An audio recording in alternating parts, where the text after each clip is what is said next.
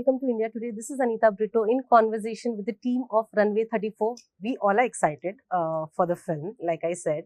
I want to know, what are you feeling right now? It's just a week more.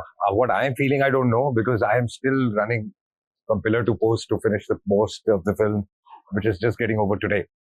And so once the release comes closer, then I'll start thinking what's happening. Right. I have butterflies. I am just hoping, which I'm sure the film is good. We're just hoping people like it, and when the release date is just those last 4-5 days are very difficult. You either want them to pass jaldi se that you know the result, or you feel ki yaar abhi bata do. Yeah, I just want to hear what people have to say about the film. So I have butterflies. But sir, after 31 years also, you still have those butterflies and you get nervous before the release? There is certain kind of nervousness. Not butterflies, but you're anxious more than nervous. That you want to know what the result is because you worked so hard and you feel a certain way the film should perform, at least appreciation wise. So yeah, that anxiousness is there to know ab kya hoga. Like I mentioned, it's going to be 31 years on November this year. Phool Aur Kaate released in November. How do you look back at your journey, sir, as an actor? I don't have the time to look back. I don't want to look back. The moment I feel when you look back, you're wasting your time not looking ahead. Yeah. So you might as well look ahead because those challenges are over. The challenges are right there in front of you. Right. But people expect, after a certain number of years working, they go very slow or aaram se le lete. But you have 10 films coming up. I was just going through your filmography. Oh yeah, not 10. 10. I was just counting. You have Bhola, you have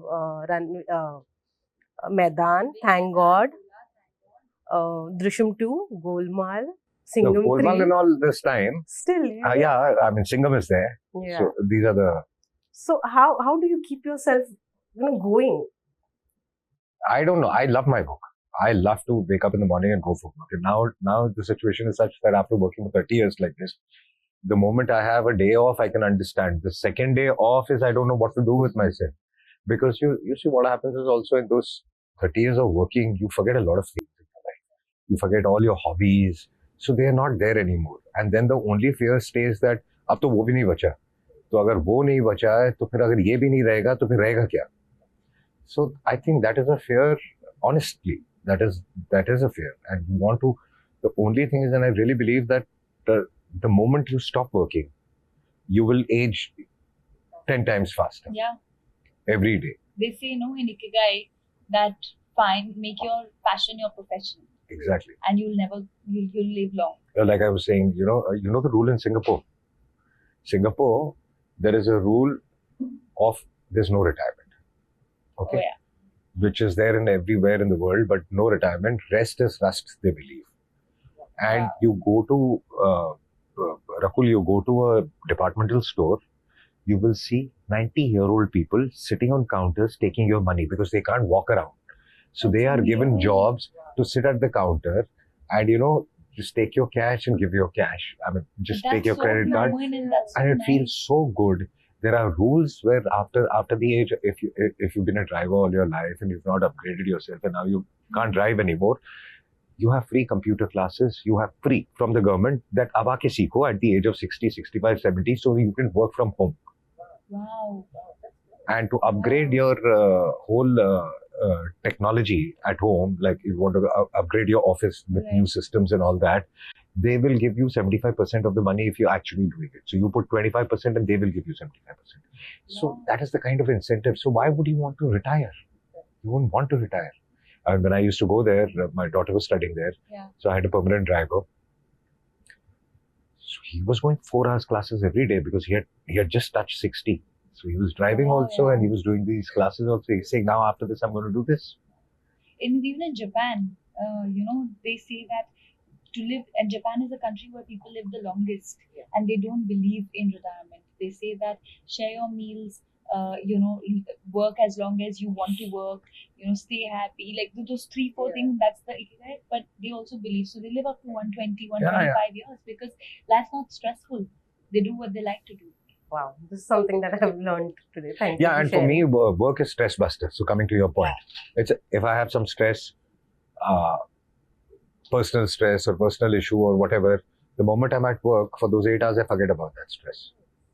Which is very nice. And even your birthday, you keep working every year. Every year I do a story on his birthday, and I've seen him working every time. Yeah, I was working this year also. This year also, you were working. You were working on the post production. Yeah, because what have you got to do on your birthday? Yeah. I mean, I really don't know what to do on my birthday. I don't like cutting cakes. I don't cut. See, when you love your work, then you don't want a vacation. Like my Twitter header is "Build a life you don't need a vacation from."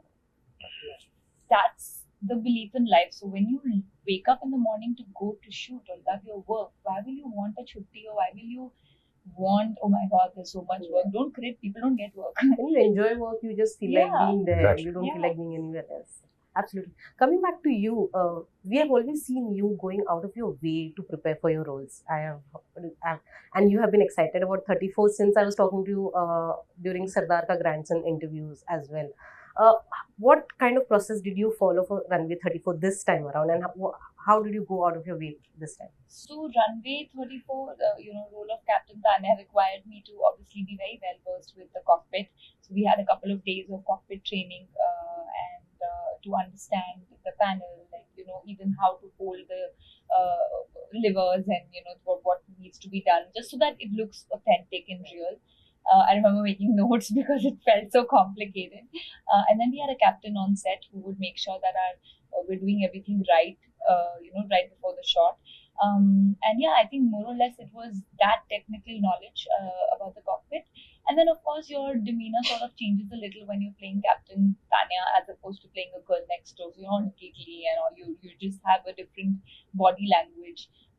But yeah, I think that was it.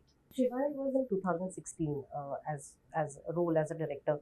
What made you to get back on the director's seat for Runway 34? I was too occupied for a couple of years. And when I was producing films, so I had to give in a lot in that also. Last was Tanaji. And then during the pandemic, we started working on the script. And that is the time I really got to work on a script properly and, to design a film and to make it. So it was just that because there was time for me, and I got a fabulous idea and a fabulous script. So it's inspired from a true incident. And then when we took it forward and we just worked on the script, it shaped up so well that I thought we should make it immediately. Were you aware of this incident before you all started working on this script? No, not really. I knew the incident, about the incident, but I didn't know the details of the incident. So when somebody told me that, okay, when they came to me about the incident, and when I read about the incident, and when I was told about the incident, it sounded very exciting. And yeah, it is very interesting. And more than that, I love the characters in the film. And this man also, he's brilliant. He's got a great mind. He's fab at his job, but he's somewhere rule breaker. So he's somewhere grey. He likes to do things on his own terms and conditions, and that doesn't change for him. So the whole film has got a little bit of a mystery that, what he did, is he doing it out of arrogance, or did he do it right, and did it fall in place, or it was just by chance? So all that part is very, very interesting. I vaguely knew about it. There was a 2015 incident vaguely, but I didn't know the details also. I then got to know when I read this.